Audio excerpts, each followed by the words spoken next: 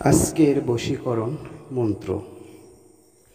এই মন্ত্রটি কখন কোন সময় কিভাবে পাঠ করবেন, যাকে আপনি বশীভূত করবেন, বা বিবাহিত বা অবিবাহিত স্বামী স্ত্রী মধ্যে সূরা ইখলাস পাঠ করবেন চক্ষু বন্ধ করে। যাকে করবেন তার নামটি পাঠের সাথে সাথেই বলতে হবে। এইভাবে 3 দিন। যত গুড় তত মিষ্টি। অনেকে ব্যস্ত হয়ে যান, হচ্ছে না কেন?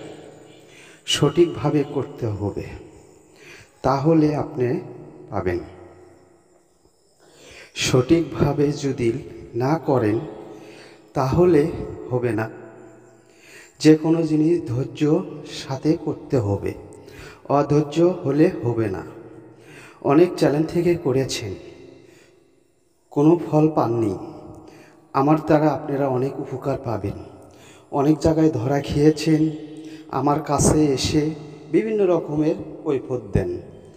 তা করবেন না। যদি ইচ্ছা হয় কমেন্ট করে জানাবেন, আমি চেষ্টা করব আপনাদের উপকার করার জন্য, যাতে আপনারা সফলতা লাভ করতে পারেন।